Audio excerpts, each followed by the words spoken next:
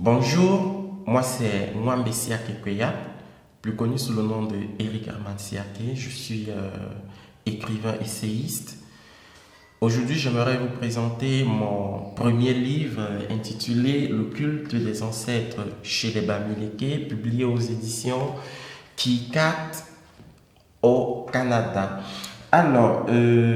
L'envie d'écrire ce livre naît de ma volonté d'apporter une comparaison entre le culte que les Bamileke que les Africains en général et les Bamileke en particulier vouent à leur chers disparus et le culte, ce même culte qui est voué au sein dans les églises chrétiennes.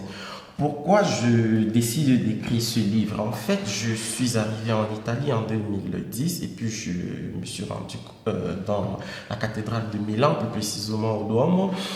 Et là, je me suis rendu compte que dans cette église, il y avait tellement de dépouilles de morts devant lesquelles les fidèles venaient allumer des bougies et faire des prières.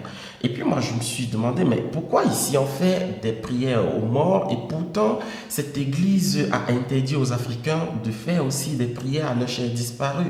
À partir de ce moment, alors, ma curiosité va me pousser à mener des recherches qui m'ont conduit tour à tour dans les cathédrales au nord de l'Italie, au Cameroun aussi, et à faire des interviews à des personnalités religieuses pour avoir plus ample information. Alors, ce livre qui est divisé en 5 parties a été préfacé déjà par Ngumbulu Yasangi Yamina Bantu Lasconi, qui est congolais. Le fait qu'un Congolais ait préfacé ce livre est la preuve que ce qui est parlé, ce qui est raconté dans le livre ne se réfère pas exclusivement aux Bamileke, mais aux Africains en général.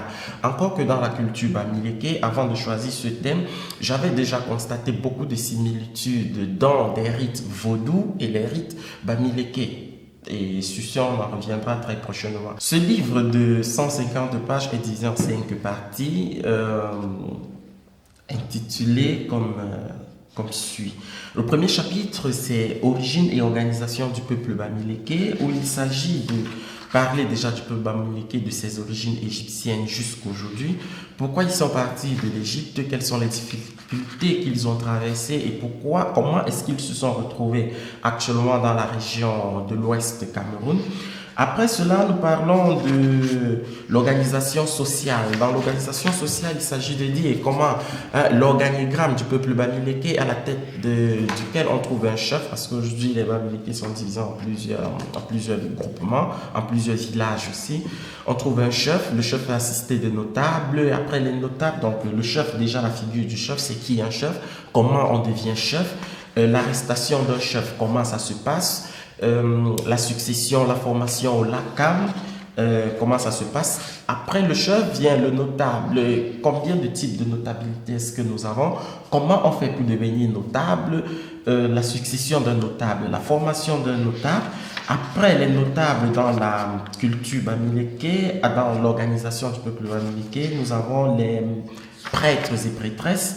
Alors, les prêtres et prêtresses sont ceux qu'on appelle les tradipraticiens. Les tradipraticiens, vous savez, avec l'avènement du christianisme, ils ont vraiment été combattus en Afrique. Aujourd'hui, quand on parle de marabout en Afrique, tout le monde crie, oh, on voit les marabouts sous un angle péjoratif. En fait, ça vient de la colonisation. Quel est le rôle des prêtres et prêtresses? C'est décrit dans ce livre. Comment est-ce qu'on devient prêtre et prêtresse? Et ici, nous avons beaucoup plus focalisé l'image sur la figure du Magnici et du Kamsi. Donc Magnici c'est la femme et Kamsi c'est l'homme. Alors comment on devient Kamsi? Qu'est-ce qui se passe pour qu'on le devienne? Ça c'est dans le chapitre. Et on finit avec les Tagni et les Mani. Les Tagni sont les parents des jumeaux. Quel est le rôle des Tagni dans la société Bamileke? Et l'importance des jumeaux aussi dans la culture Bamileke bien sûr. Et pour finir, il y a le peuple. On ne devrait pas croire que le peuple est au bas de l'échelle. Il est certes au bas de l'échelle, mais il est la fondation du groupement. Sans le peuple, tout cet organigramme s'écroulerait. Donc tout cet organigramme repose sur le peuple. Et le peuple est très respecté. Alors, dans le chapitre 2, nous avons parlé de la philosophie religieuse du peuple bamileke. Comment est-ce que les Bamileke conçoivent le divin? Comment est-ce qu'ils conçoivent Dieu? Comme pour dire quoi que ce n'est pas avec l'avènement du christianisme que les Africains ont connu Dieu. Non, avant que les chrétiens, avant que le christianisme n'arrive, ou même l'islam, les Africains, ils connaissaient déjà Dieu. Dans la culture bamileke, par exemple, nous avons pris quelques exemples de noms qui portent déjà l'appellatif de Dieu, parce que chez les Bamileke, Dieu s'appelle Si. Parmi ces noms, nous pouvons citer par exemple en langue Féfé, Numbisi, qui veut dire tous les problèmes à Dieu, Njumbisi, qui veut dire ma plaidoirie à Dieu, Messi ou Moussi, qui veut dire l'enfant de Dieu, Siwa, qui veut dire le Dieu de quelqu'un, Nufosi, ou bien Nufosi, qui veut dire une affaire du Dieu roi. Donc, et ce n'est pas avec le christianisme que ces noms ont vu le jour, non. Et ceci dit que avant donc, les chrétiens, les Bamileke, ils connaissaient déjà Dieu. Après, nous avons vu, nous voyons l'importance, comment Dieu se manifeste dans la vie, il est omnipotent, omniprésent, omniscient. Ça, c'est toujours dans la conception religieuse du peuple Bamileke. Et puis, l'organigramme des divinités. Il y a Dieu, il y a les anges, il y a les saints, les ancêtres. Et puis, il y a d'abord les génies. Après les génies, maintenant viennent les ancêtres. C'est là, c'est le même organigramme aussi dans l'église. Et maintenant, nous avons parlé de quelques lieux, de quelques sanctuaires polaires dans ce village bamileke. Nous avons choisi le village Fongotongo. Et maintenant, la conception de la mort. Comment est-ce que le Bamileke conçoit la mort? Avant d'entrer dans le chapitre 3 qui parle du culte même. Alors dans ce chapitre, nous sommes remontés aux origines du culte des ancêtres. D'où est-ce que ça naît? Bien évidemment, ça naît de la momification depuis l'Égypte. Pour en savoir plus, c'est le chapitre 3 de ce livre. Et puis nous avons dit pourquoi est-ce que ils sont partis de la momification. En fait, comment se passait la momification et comment le culte des ancêtres se passe aujourd'hui, c'est-à-dire la conservation du crâne. Comment ils sont partis de la conservation du corps entier à la conservation du crâne seulement aujourd'hui et l'importance du crâne. Pourquoi avoir choisi seulement le crâne de toutes les parties du corps pour conserver? Après, nous avons parlé des prérequis du rite. Et qui peut être, qui peut bénéficier du statut d'ancêtre et qui ne peut pas.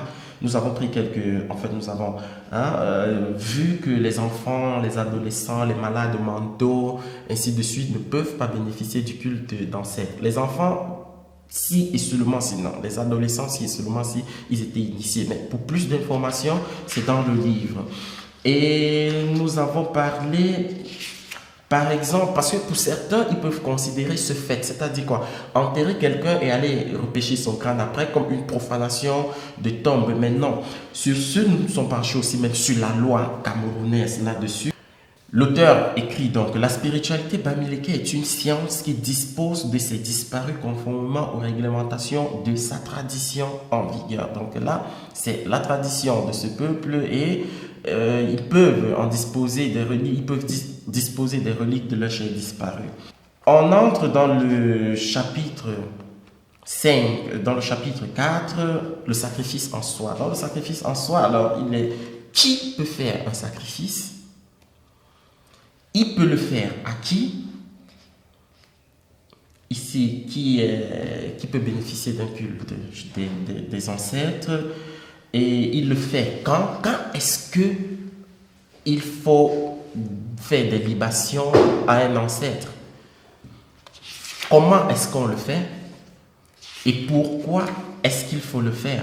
C'est dans le chapitre 4. Là, c'est le vif du sujet de notre livre. Alors, dans ce chapitre, alors, il est parlé, par exemple, il est expliqué ce dont on a besoin.